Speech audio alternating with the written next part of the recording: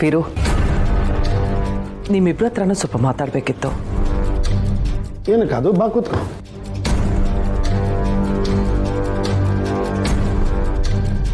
ಹೇಳಿ.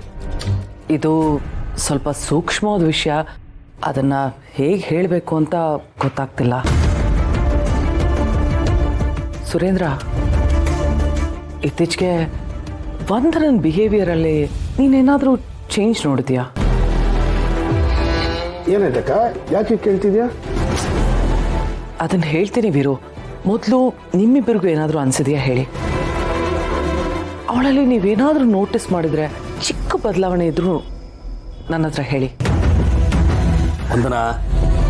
ವಂದನಾ, ನಿನ್ನೆ ಒಂದು ಸ್ವಲ್ಪ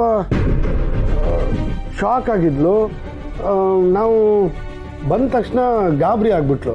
ನಾವು ಬಂದಿದ್ದಕ್ಕೆ ಗಾಬರಿ ಆದ್ಲು ಅಂತ ಹೇಳಿದ್ಲು ಅಲ್ಲೋನಾ?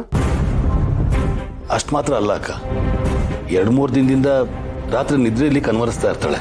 ಈ ಹಿಂದೆ ಯಾವತ್ತೂ ಕನ್ವರ್ಸಿದಿಲ್ವೇ ಇಲ್ಲ ಅವಳು. ಹಾಗಿದ್ರೆ ನಾನೇನು ಹೇಳಬೇಕು ಅಂತ ಅನ್ಕೊಂಡಿದ್ನೋ ಅದನ್ನು ಹೇಳ್ಬೋದು ಅಂತ ಆಯ್ತು.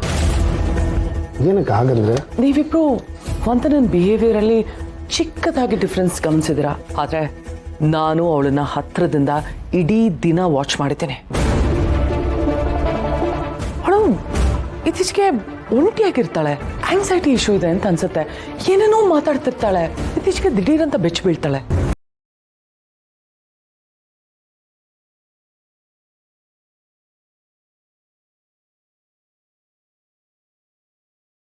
ಚಿತ್ರವಾಗಿ ಏನೇನೋ ಮಾತಾಡ್ತಾ ಅಳ್ತಿರ್ತಾಳೆ ವೀರು. ಅಕ್ಕ, ಇದೆಲ್ಲ ಯಾವಾಗಾಯ್ತು? ಸುರೇಂದ್ರ, 1-2 ಸಲ ಆದ್ರೆ ಇಂಥ ಟೈಮ್ ಅಂತ ಹೇಳ್ಬೋದು, ಆದ್ರೆ ಇದು ತುಂಬಾ ಫ್ರೀಕ್ವೆಂಟ್ ಆಗಿ ಆಗ್ತಾ ಇದೆ. ನೀವಿಬ್ರು ಪಾರ್ಟಿ ಆಫೀಸ್ ಅಂತ ಓಡಾಡ್ತಿರ್ತಾರ, ಮನೇಲಿ ಇಡೀ ದಿನ ಇರೋದು ನಾನ್ ತಾನೆ. ನಾನು ಅವಳನ್ನ ಗಮನಿಸ್ತಾನೆ ಇರ್ತೀನಿ. ಅವಳು ಏನ್ ಮಾತಾಡ್ತಾಳೆ ಅಂತ ನನಗೆ ಅರ್ಥನೇ ಆಗಲ್ಲ. ಒಂದೊಂದ್ಸಲ ಇದಕ್ಕಿದ್ದಾಗೆ ಕೊಲೆ ಅಂತಾಳೆ, ಯಾರೋ ಸಾಯಿಸ್ತಿದ್ದಾರೆ ಅಂತ ಕೂಗಾಡ್ತಾಳೆ.